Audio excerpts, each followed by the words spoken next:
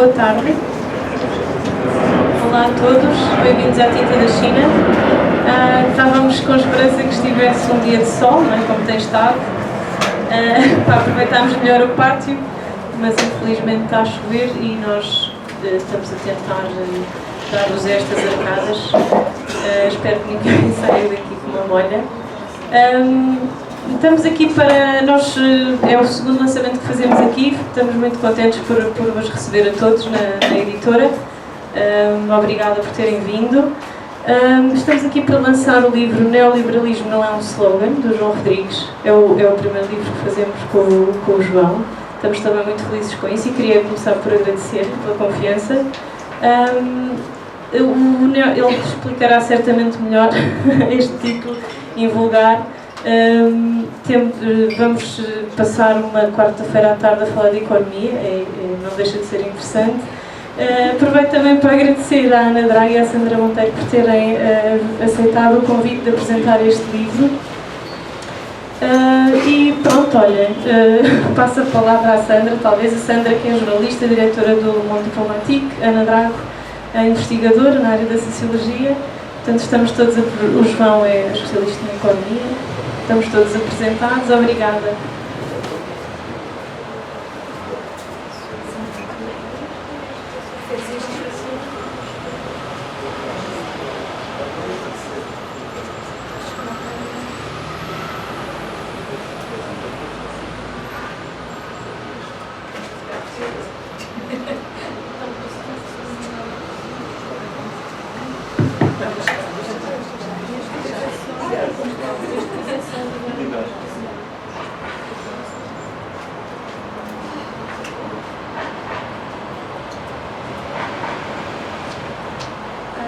Boa tarde a todos e a todas. Há algumas pessoas que eu não vejo, por simplesmente a minha partida de pausa.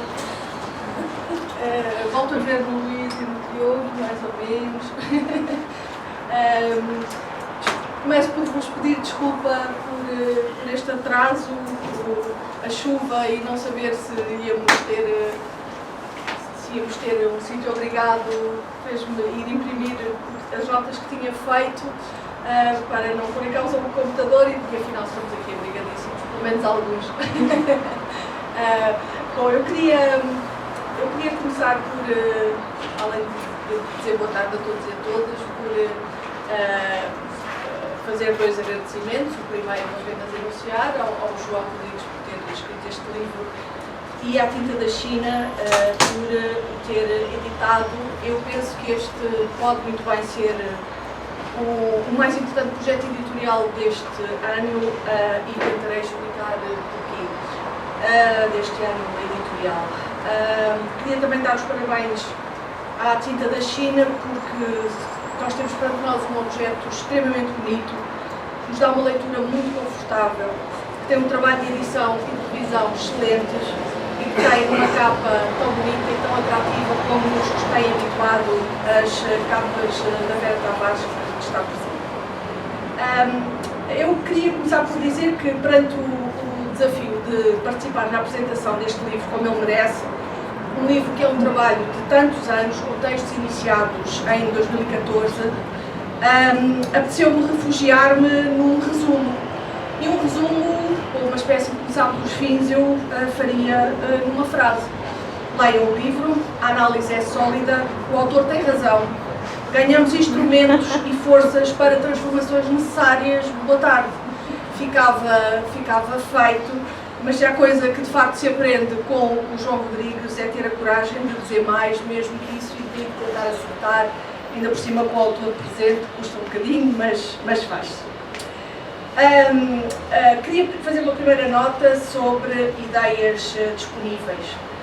É evidente que o livro torna várias ideias disponíveis, torna-as disponíveis com um fio analítico que é narrativo e que é propositivo, coerente, ideias de que nós precisamos intelectual e politicamente.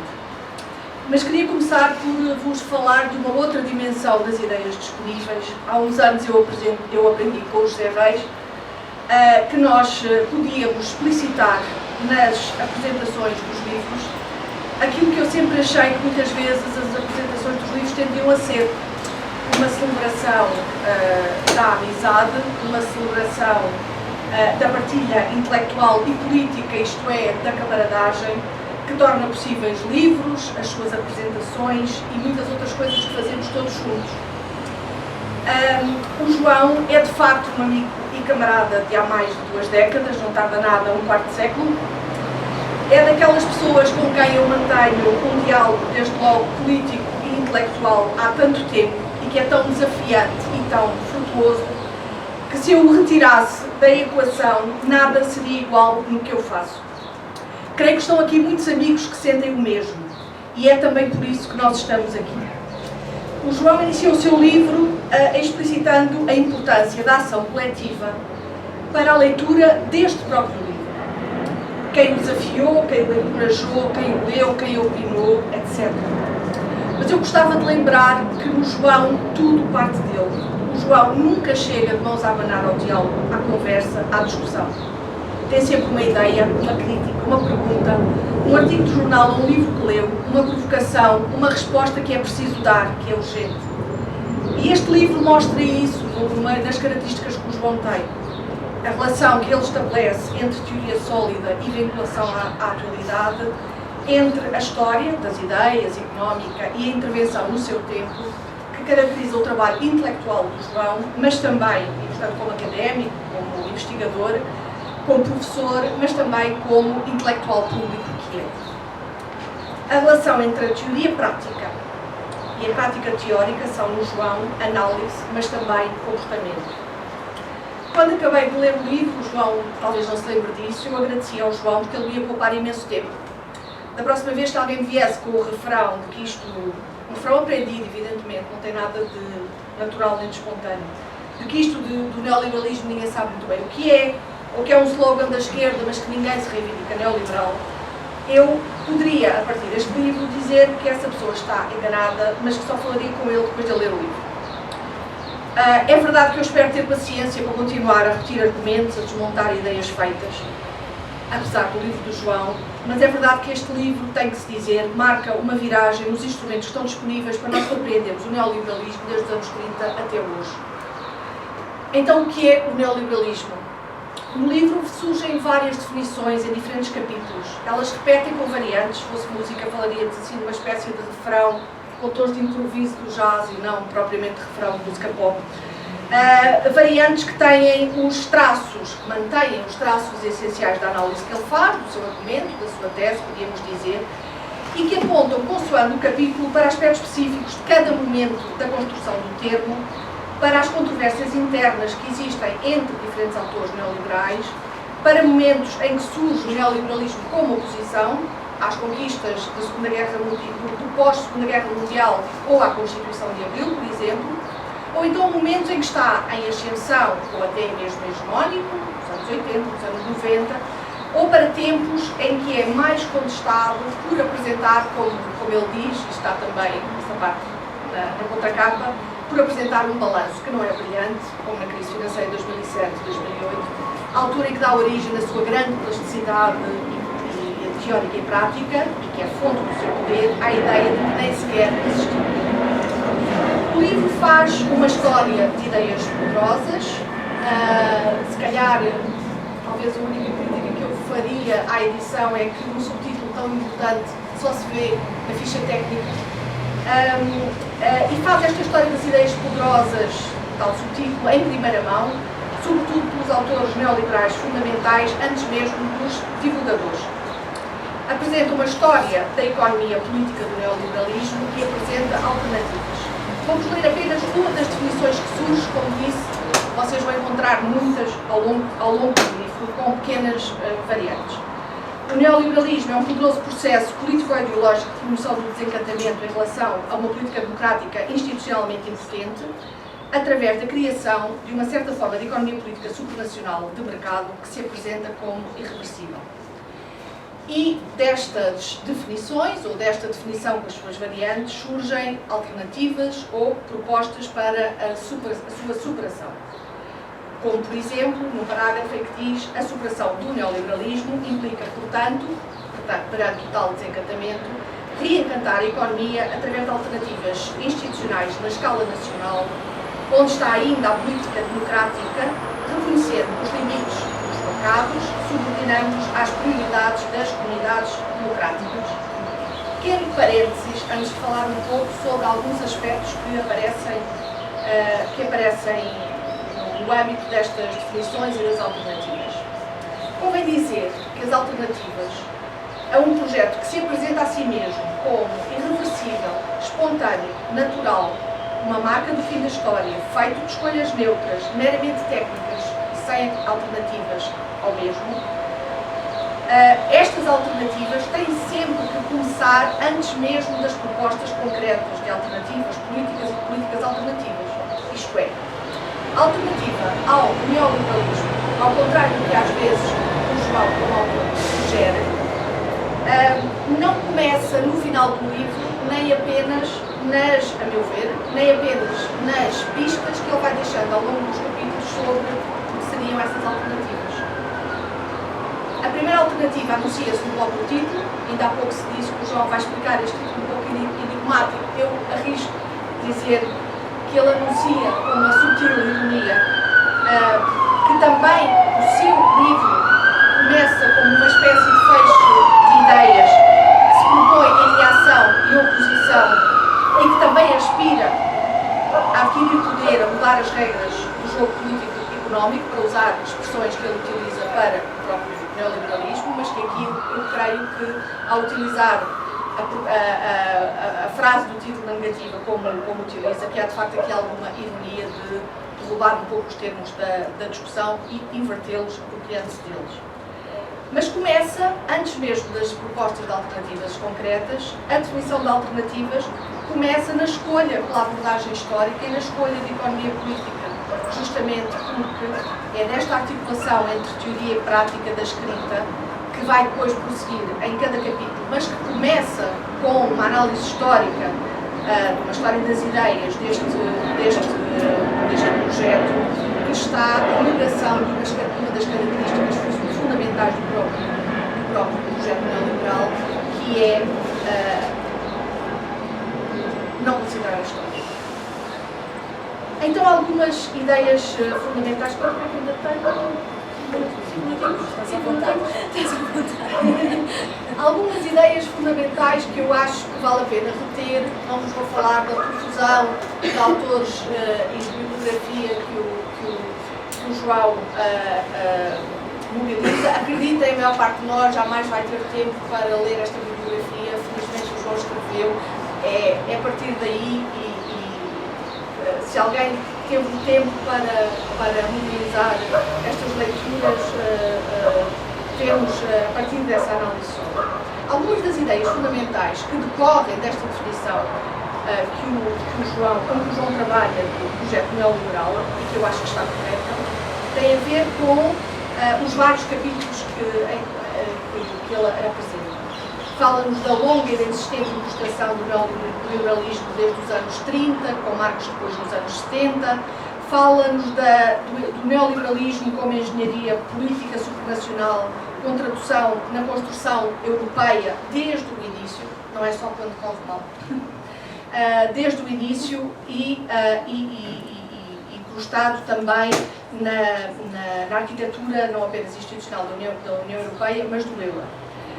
Fala-nos do salto hegemónico, também num capítulo específico, dado a partir de 1989 do consenso de Washington, com a perda do medo, que ele fala no topo, o medo a canalizar-se por uma imagem muito vívida da passagem da transferência do medo de cima para baixo e da transferência dos rendimentos de baixo para cima.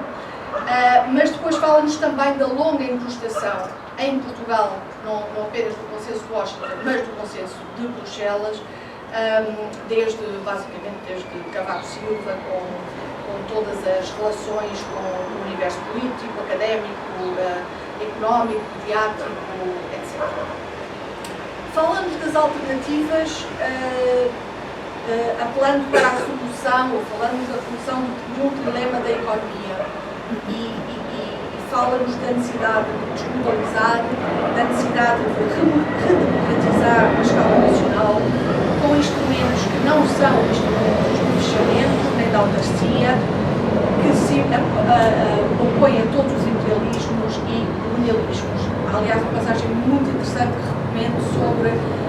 forma como a relação entre neoliberalismo e colonialismo tem sido um pouco tratada e que é mais ambígua do que parece. Fala-nos da necessidade de regressar a prioridades coletivas numa comunidade política, o que implica serviços públicos universais, sem entraves peculiares ao acesso. Fala-nos da articulação do eixo nacional popular, da necessidade de renacionalização de alguns setores, da desmercadorização, e entra naquelas três mercadorias fictícias: a moeda, o trabalho, a natureza. Estas ideias parece-me que são todas elas umas extremamente importantes. Nós passámos neste século, num prazo extremamente curto, de uma economia da austeridade, com a crise financeira, com os cortes dos rendimentos, com as várias transferências que conhecemos, para uma economia da desmobilização, é o termo que ele usa, com a crise pandémica, com um investimento meramente temporário em prioridades certas, com algumas exceções, também elas temporárias, às regras da União Europeia.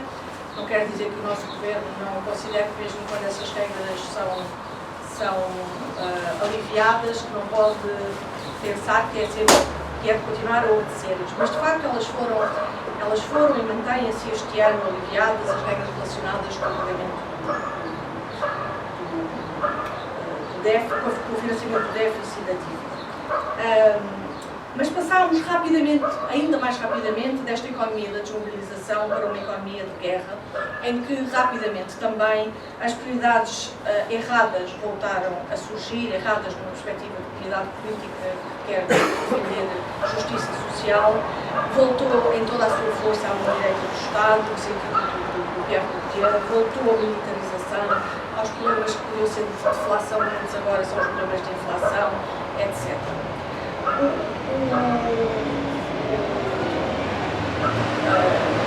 João terminou o livro a dizer que definitivamente a história não chegou ao fim. O João sabe por títulos, o João sabe terminar livros. São duas características que eu acho que ele sempre teve, e acredito que também vamos fazer editorial romântica há anos sei do que estou a falar.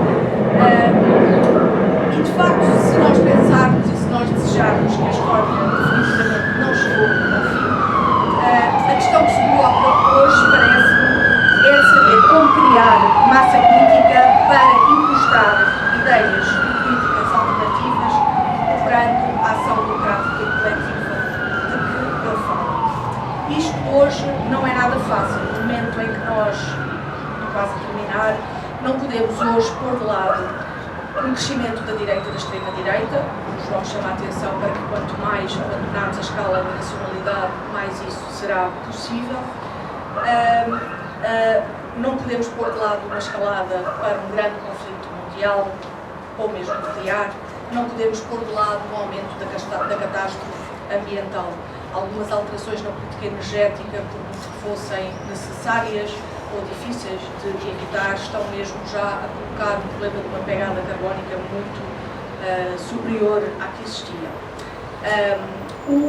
Hoje, o afunilamento do pluralismo das ideias está tão centrado, creio, isto digo eu, não disse o João, não sei se ele concordará, mas eu penso que está tão centrado este afunilamento do pluralismo numa concepção infantil da geopolítica, como na crise austeritária, esse afunilamento esteve centrado numa concepção infantil da economia política. Regressaram todos os biombos que têm uma aparência de evidência para nós não vermos o que se passa.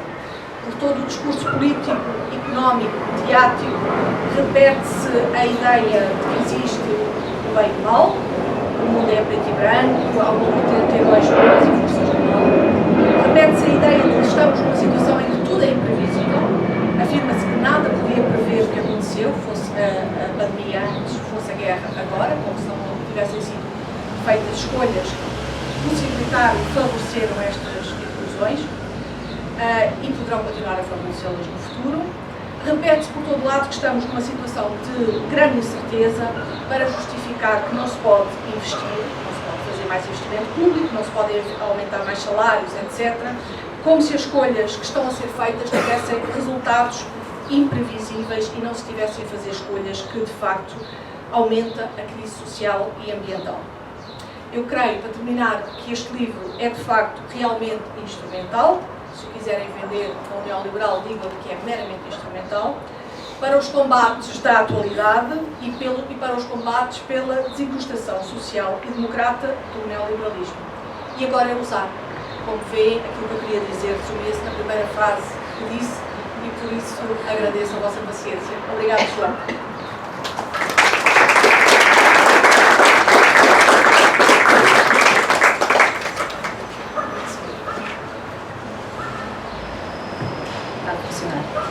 Olá, boa tarde a todos. Eu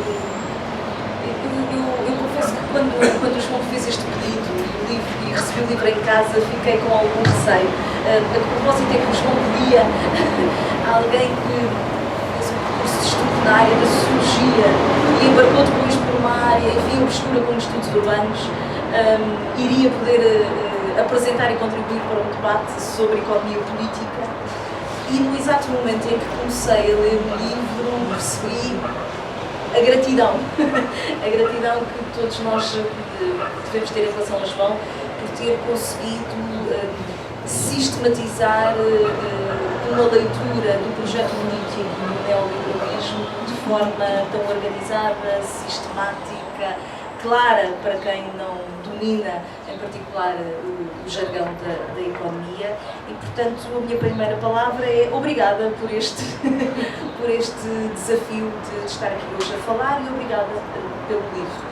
Para dizer a verdade, para alguém como eu, que tem, se calhar, uma leitura menos sistematizada sobre estas questões, que fui fazendo leituras fragmentadas sobre o neoliberalismo, o João conseguiu, nestas 360 páginas, fazer uma sistematização, uma história de um projeto político que triunfou nas últimas décadas do século XX e faz uma história das suas origens intelectuais, dos debates em que se incluiu, das primeiras organizações de que se serviu, da sua história de estruturação institucional e, portanto, vai sistematizando toda uma leitura que nos permite, de facto, perceber o que é que aconteceu ao longo destas décadas e como o neoliberalismo, de facto, não é um slogan e é tão determinante na nossa contemporaneidade e nas nossas vidas. O João fala da perspectiva dos debates internacionais, das configurações institucionais a uma escala internacional, mas tem depois também uma dimensão em que nós reconhecemos de uma forma mais direta os seus protagonistas e essa história, primeiro intelectual, depois dentro das instituições de ensino, depois a sua ancoragem nos governos e a sua forma institucional. E, portanto, há aqui uma dimensão que vai cruzando a escala internacional com aquilo que é também a história da democracia portuguesa ao longo dos últimos 30 anos. E faz essa marcação muito clara, creio eu, do projeto neoliberal, da forma como ele se institui como um projeto político, se procura apresentar como uma naturalização da forma de funcionamento da economia, mas percebe sempre em cada momento a dimensão fundamental de contar na sua força e na sua institucionalização com o aparelho de Estado. Portanto, com a necessidade de alcançar de forma muito clara aquilo que é o aparelho de governação e do Estado. O João traça de forma, eu diria quase daquilo que eu gosto, que é da produção da história, do que os historiadores podem fazer bem, que é, o João permite-nos saborear as fontes, vai buscar as frases, os contextos, os artigos, os momentos que mostram de forma muito clara que o neoliberalismo se constitui como um projeto político de combate, de forma popular, poderia dizer, ao século do povo, não é? E, portanto, como um projeto deliberado de limitação daquilo que são as possibilidades redistributivas do projeto democrático e da autonomia do Estado-nação com uma determinada vertente de desenvolvimento e, portanto, é de facto um projeto político que procura limitar, circunscrever aquilo que é a possibilidade de escolha e as alternativas políticas que se possam colocar no campo da democracia. E depois o João mostra de forma muito clara como esse projeto da limitação da democracia em escala nacional exigiu sempre uma configuração institucional ao nível supranacional, como uma tentativa de circunscrever, de dominar essas mesmas possibilidades, de criar projetos políticos, em termos de domínio da economia política, das escolhas que são feitas à escala nacional. E depois há capítulos que são, no contexto político que estamos a viver hoje, eu queixava disso ao João, quase dolorosos de serem lidos. Em particular, quando o João conta a história de incrustação do projeto neoliberal naquilo que é a trajetória europeia. E, portanto, não é apenas uma história intelectual e institucional, é uma espécie de terrível presente. E, portanto, o João conta muito bem essa transformação que acontece em escala europeia, das crises do capitalismo, da sua relação com aquilo que era o segundo mundo e com a União Soviética, com a capacidade, como o João diz, o medo daquilo que foi o triunfo da Revolução de 17 e instaurou nas elites no quadro europeu e o que isso permitiu em termos de avanços e de conquistas, e depois o que acontece a partir daquela história que nós já conhecemos, as crises dos anos 70, que agora temos um momento em que nos lembramos em particular do que foram as respostas à inflação, o que é o processo de sussurrar da social-democracia no quadro europeu, em particular a experiência do governo francês em 82, 83, o que é que significa essa viragem, e depois a queda, não é? Ou depois da queda em 1989, portanto o João vai sistematizando muito bem toda essa trajetória política e institucional, a partir do momento em que o medo de um projeto alternativo, concorrente, inspirador eventualmente de classes populares na Europa Ocidental, pura e simplesmente desaparece. E de facto há aqui qualquer coisa que temos sempre que voltar a discutir, não é? Sempre a olhar para este período.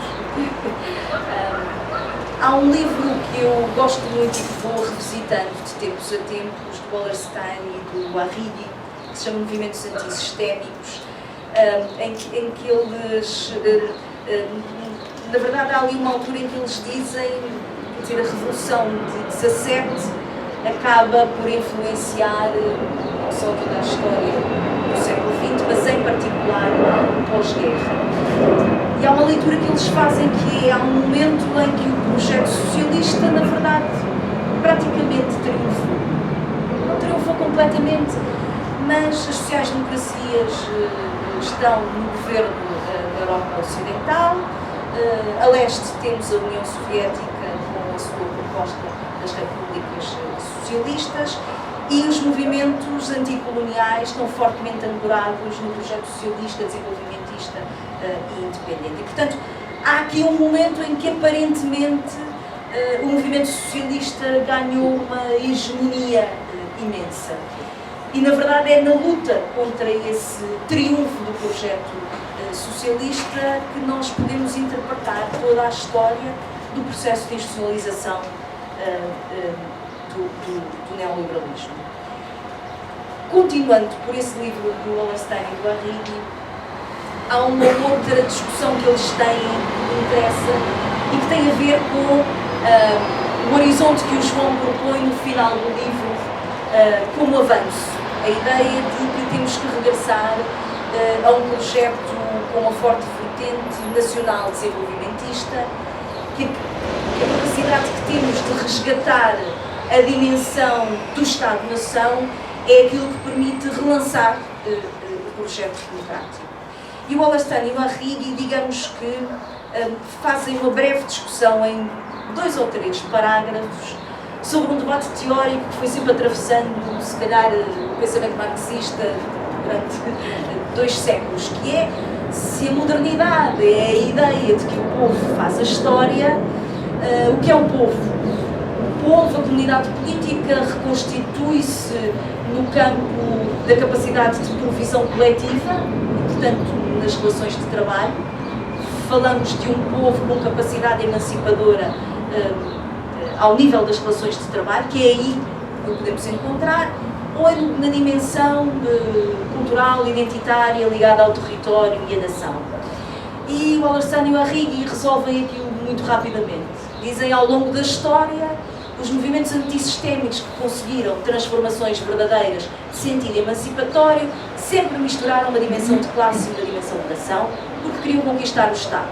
Portanto, podemos discutir de um lado ou do outro uma dimensão ontológica sobre quem é o sujeito político, do ponto de vista ontológico, que constitui uma luta. Na verdade, os movimentos que triunfaram cruzaram sempre estas duas dimensões. E, na verdade, o João caminha para aí. Caminha para essa resolução. Olhamos para trás e assim foi, e a partir do momento em que desarticulámos com um conjunto de instituições em escala supranacional que de alguma forma retiraram ao Estado, à nação e às classes os instrumentos fundamentais, nós estamos em regressão. E portanto o que o João propõe é regressemos a essa articulação óbvia, conhecida da história, e sejamos capazes de avançar pela ideia da descolonização, controles de capitais e a moeda, não é? A moeda aparece aqui, em particular no projeto europeu, uma espécie de tranca sobre as possibilidades de experimentação ou alteração dentro do quadro das políticas, é qualquer coisa que trancou toda a margem de manobra das escolhas democráticas em escala nacional. E é engraçado porque, de alguma forma, sem o nomear e de uma forma, quase uma forma elegante, o João relega para uma possibilidade talvez não assim tão interessante, todo um debate que a esquerda teve no final dos anos 90 e no início dos anos 2000, às vezes até com uma retórica relativamente poética e encantatória, sobre a possibilidade de uma articulação de forças e de movimentos numa escala transnacional que criaria um sujeito político capaz de ser uma espécie de sociedade civil que pudesse fazer uma contraposição à lógica neoliberal das grandes instituições. Enfim, eu faço aqui o meia-culpa, eu fiz o meu processo de politização no âmbito desse movimento, mas também reconheço as dificuldades que esse movimento teve em conseguir conquistas materializáveis e até a relação difícil, talvez até um pouco estranha, que teve em particular com o instrumento partido. Parte desse movimento tinha uma desconfiança significativa em relação aos instrumentos de organização de trabalho coletivo que procuravam disputar, lá está, o Estado, não é? Conquistar o governo, conquistar votos. E, de facto, esse movimento foi encantatório, teve os seus momentos, teve o papel de politização de algumas gerações, lançou novas causas, mas teve dificuldade em ancorar-se e em conseguir conquistas significativas.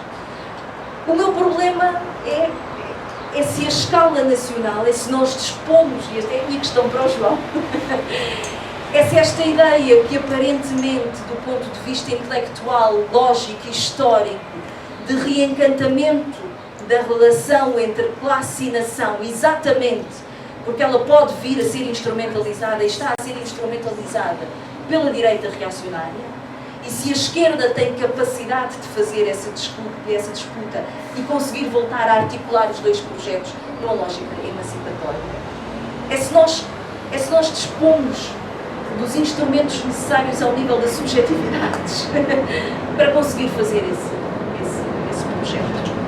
Porque, na verdade, e aqui vou descer a uma escala muito mais comecinha do nosso debate doméstico, é que a ideia da articulação entre classe e nação não desapareceu completamente daquilo que é o menu de escolhas de alguns dos países, em particular do sul da Europa.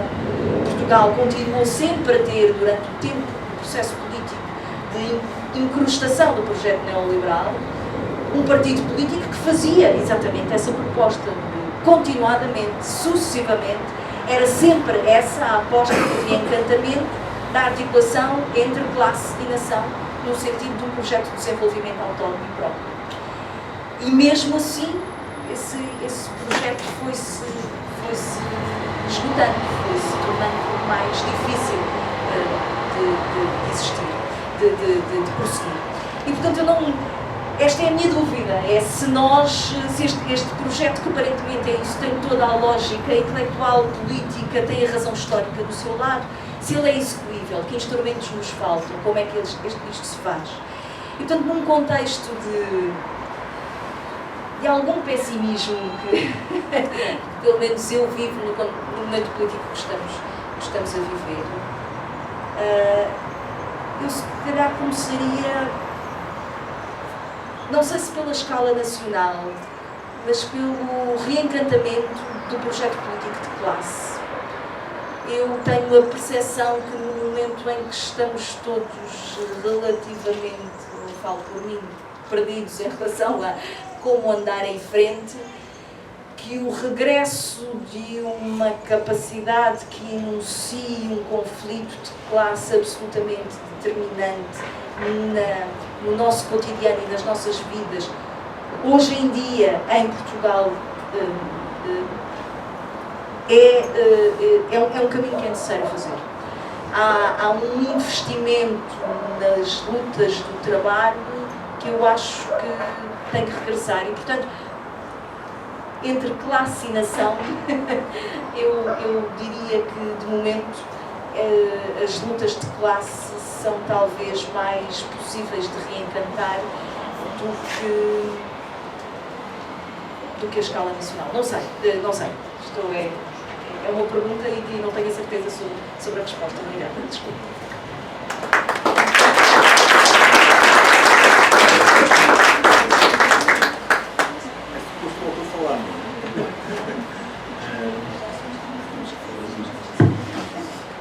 Em primeiro lugar, obrigado a todos e a todas por terem vindo. Agradeço à Sandra e à Ana as leituras generosas e as interpelações. Agradeço à Tinta da China, ao coletivo da Tinta da China, que produziu este magnífico objeto, incluindo uma capa que me interpela, que me põe a pensar sobre o que é que eu quis dizer, não só com o título, mas com o conteúdo, não é? Porque, enfim, esta serpente hipertrofiada, com uma cabeça hipertrofiada, com uma letra meio desengonçada, um objeto instável e em movimento, mas ao mesmo tempo parado. A mim, enquanto, enfim, autor e coautor, são lá ideias, o que aqui está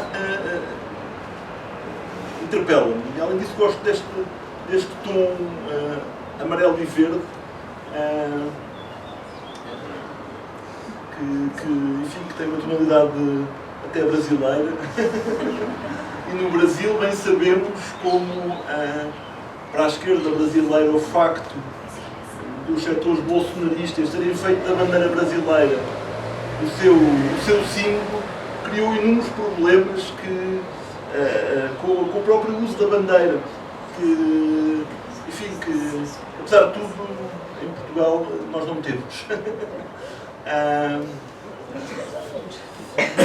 Ok, então deixem-me continuar com os agradecimentos, porque como autor, em primeiro lugar, devo agradecer aos seus coautores. 2 capítulos deste livro são escritos, foram produzidos em coautoria, portanto agradeço ao Paulo Coimbra a comissão para publicar o capítulo que nós dois escrevemos, à Ana Costa e ao José Reis a mesma coisa. Agradecer a 2 coletivos do qual eu faço parte. Em primeiro lugar, ao Ladrões de Bicicletas, e estão aqui vários ladrões de bicicletas, seja um blog que é um encontro de economistas e outros democratas que falam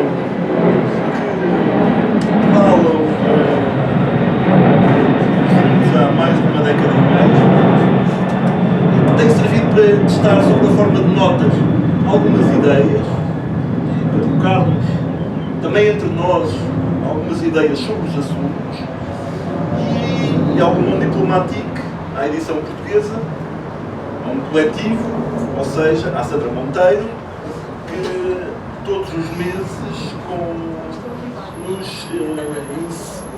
nos mostra como é possível produzir um jornal, que eu acho que é um jornal de referência do debate público português, que mais não seja porque é o único mensário onde as várias esquerdas procuram alternativas, se encontram. Se encontram aqui, não é? Na componente portuguesa, e se encontram com outros lá fora. Ou seja, é um projeto simultaneamente nacional e internacional. Porque, enfim, é um coletivo que não está remetido a Portugal. Pelo contrário, originalmente é francês. Portanto, eu também não quero, ao enfatizar a dimensão nacional, não quero deixar de sublinhar o inter que há no nacional, no internacional. E, aliás, enfim, este livro, nesse sentido, também imitar um bocadinho o gesto dos neoliberais, não é? Que é também saber operar entre várias escalas.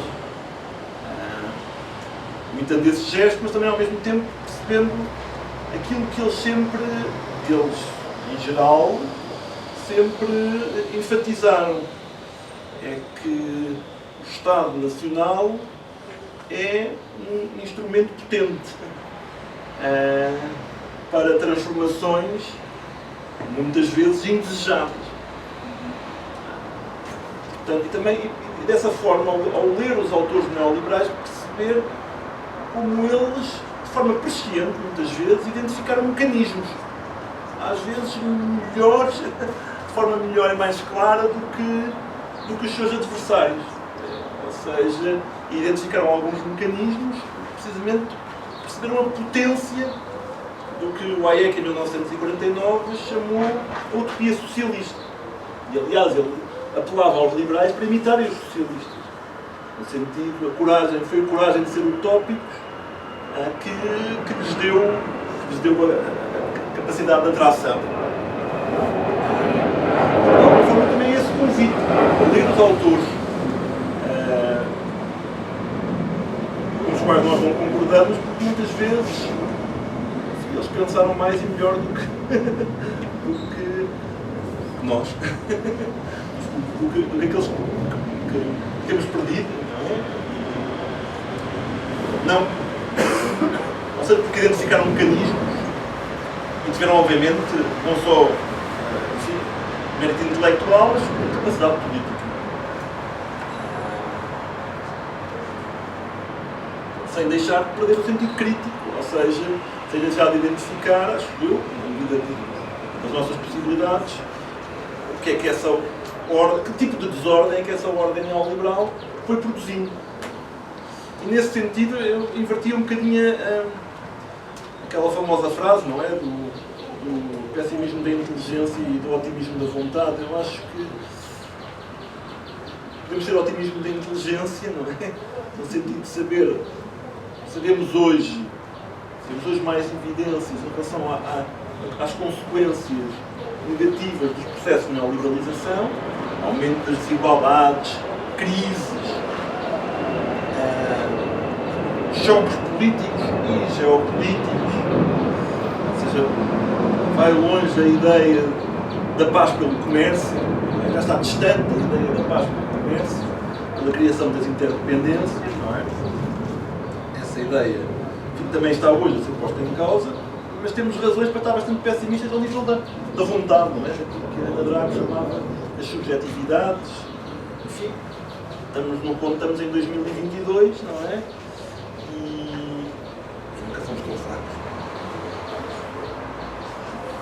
E por nós, digo, aqueles que nos situamos no campo onde o tratamento de camarada é um tratamento político e afetivo entre aqueles que partilham um projeto político ou ideológico na sua pluralidade interna. Não é?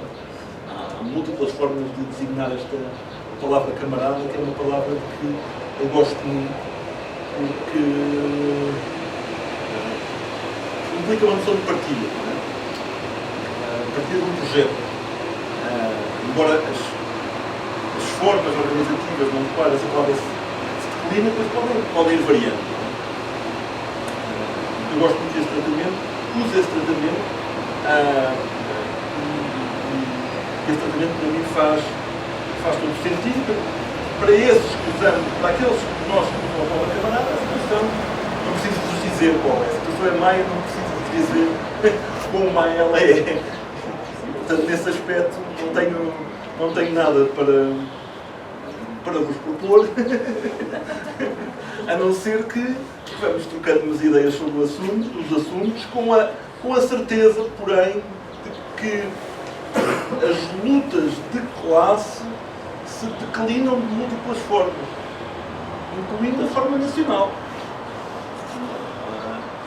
Porque há mecanismos de dependência, de subordinação externa, que constrangem a nossa capacidade de fazermos escolhas, não é? Não é possível exercer a escolha democrática contra os tratados, disse Juncker, não é? E, portanto, nós vimos isso, não é? E experimentámos isso. O máximo que nós conseguimos fazer, não é? Nesta correlação de forças, com esta arquitetura institucional, é travar o comboio, não é? É travar o comboio. Conseguimos fazê-lo em 2015, em circunstâncias muito difíceis. No entanto, o comboio parece avançar. Hoje estamos, de novo, estava a trocar o Paulo umas mensagens sobre uma reunião de emergência do BCE para nomear um comitê, para desenhar um instrumento para tentar controlar uma variável que é fundamental, que é a taxa de juros sobre os títulos da dívida pública das periferias. Parece que estamos, enfim, na iminência de regressar a um padrão de instabilidade financeira nos mercados. Eu ouvia, quando estava a chegar à tenda da China, o Teixeira dos Santos. O Teixeira dos Santos deu uma entrevista na rádio. E, portanto, parece que vivemos no eterno presente. Portanto, a coisa, o que é que o Teixeira dos Santos dizia, do alto da sua autoridade, depois dizia que é preciso manter a prudência na gestão das finanças públicas. O que é que isso significa? Nem ele sabe, nem ele sabe, nem o governo sabe, nem as autoridades política monetária neste momento sabem. E esta questão também é interessante, ou seja, a forma como a incerteza, a analogia a isso, a forma como a incerteza é politicamente manipulada. E no neoliberalismo é muito interessante esta questão epistémica, porque os neoliberais simplesmente dizem nós não podemos saber, quem sabe são os mercados. Os mercados são o melhor mecanismo de processamento de informação que a humanidade já mais inventou, e nós temos a certeza que é assim. Pronto. Mas de resto nem sequer podemos saber muito bem porque é que é assim. É assim. E o que nós percebemos hoje é que, aparentemente, os bancos centrais, que são os centros de planeamento do sistema, centros de planeamento não democráticos, porque se quebrou a ligação, dizia o Silva Lopes com essa piada, aqui há uns anos, eu como Ministro das Finanças, telefonava para o Banco de Portugal. E dizia ao Banco de Portugal, enfim, quais eram, o que é que o Banco de Portugal devia fazer. Não é? Isso. E ele dizia, agora os Ministros das Finanças não podem fazer isso. Se calhar fizemos mal, dizia ele, e fazer assim, já que está a ser responsabilidades políticas, muitas vezes é muito interessante ouvir os responsáveis políticos, porque de repente eles, enfim, reconhecem e esse reconhecimento permite-nos estar otimistas em relação ao diagnóstico. Ou seja, é muito evidente, não é? A um certo nível, nestas 2 décadas, que aqueles que alertaram para os riscos que o país corria ao prescindir de instrumentos de política, que apesar de todos os condicionamentos podiam ser usados, como dizia o Silva Lopes, correr ao Banco de Portugal é algo que o Ministério das Finanças, que dá algum conforto ao Ministério das Finanças, ou seja, ao Governo, e portanto, ou seja, ao país, não poder fazer isto. Estamos na dependência de estranhos. De gente que diz, bom, vamos desenhar um instrumento, e nós esperamos que eles desenhem bem o instrumento, e que esse instrumento impeça que o país tenha de repetir um padrão que produziu resultados desastrosos. Ou seja, dependemos da bondade de estranho e da capacidade de estranho. E, portanto, isso é assim, os responsáveis políticos nacionais, hoje em dia, limitam-se a repetir uma injunção, que é uma injunção perversa, não é? E cujas consequências negativas eles próprios reconhecem, não é? Ou seja, hoje os responsáveis políticos, de forma, o António Costa até dizia, bom, a Polónia ultrapassou-nos, mas a Polónia não está no euro, dizia ele aqui há uns anos atrás, não é? Ou seja, de vez em quando os responsáveis políticos reconhecem que, de facto, aquela minoria, não é? Que dizia, atenção, o que está aqui a acontecer no final da década de 90 vai ser profundamente danoso. E foi. Nós sabemos porque é que foi, sabemos hoje melhor porque é que foi. Sabemos, enfim, melhor. Vítor Gaspar informou-nos, numa entrevista que eu mobilizo, que o caminho da União Europeia é um caminho que tinha sido antecipado, na teoria, nos seus mecanismos, entre outros por Hayek, não que Hayek tenha sido um apologista da integração europeia, mas ele identificou os mecanismos que a integração europeia acabou por replicar, e o Vítor Gaspar, como intelectual, com conhecimento, reconhecia isso, e é um personagem importante, não é? Da austeridade, do período da Troika, que é um período marcante, porque ele confirma algo que já todos tinham a obrigação de saber, é que, vista de fora, a União Europeia é uma espécie de aplicação do consenso de Washington, sem o ajustamento cambial. Ou seja, é diferente. E é isto. E é isto. Não sei bem muito mais vos dizer, porque quer dizer, tudo o resto, ou seja, quais vão ser as reações sociais e políticas àquilo que está a acontecer, e aquilo que neste momento está a acontecer, não é? De forma mais discreta do que aconteceu no período da Troika, é uma transferência de rendimentos do trabalho para o capital, neste ano. Como é que as pessoas vão reagir a isso? Ou seja, hoje, enfim, uma das razões pelas quais parte dos economistas reconhecem que a inflação tem uma componente de conflito social, uma das razões pelas quais estão relativamente descansados é que sabem que as classes trabalhadoras organizadas não têm hoje o poder que tinham nos anos 70, no início dos anos 80. E isso é um problema. Em termos de... Mas não há problemas que não encontrem soluções políticas. Eu mantenho esse otimismo, não sei se é da vontade ou da falta de inteligência, mas mantenho esse otimismo porque as desordens são demasiado evidentes, embora o sistema seja resiliente, como agora se diz, e tenha revelado a sua capacidade de adaptação. As fraturas são demasiadas e, portanto, é muito difícil fazer o discurso. Agora, muitos estejam a tentar, e com algum eco mediático, até alguma eficácia política ou ideológica, com algum eco, agora posso dizer, na juventude. Com eco na juventude, em parte porque, enfim, as faculdades de economia, acho que posso dizer isto, são, com exceções, são uma espécie de escola de quadros da iniciativa liberal. de escola tomada da iniciativa liberal. Quer dizer, enfim, é assim que me parece. Mas é cada vez mais difícil, assim, aquela coisa. Por acaso não li essa citação no livro, mas gosto muito dela, do John Kenneth Galbraith, aquela de que, bom, os pobres não trabalham porque têm rendimentos em excesso e os ricos não trabalham, os ricos não trabalham porque não têm rendimentos suficientes. E, portanto, estimula-se a economia redistribuindo dos pobres para os ricos, dizia ele ironicamente.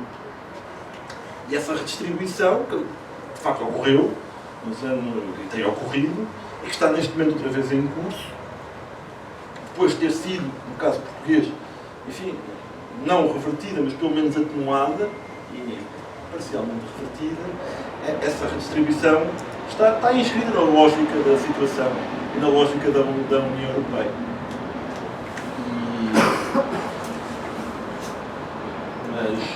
Mas não tem de ser assim. Não tem de ser assim. Agora, o não ter de ser assim é uma questão política, ou seja, de organização. E sobre isso, um autor tem um pouco a dizer. Obrigado.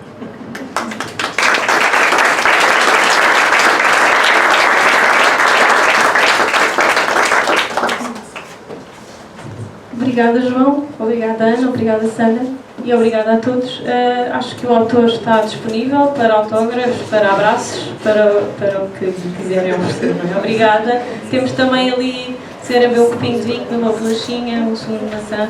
Estejam à vontade, sim. Obrigada. Não, mas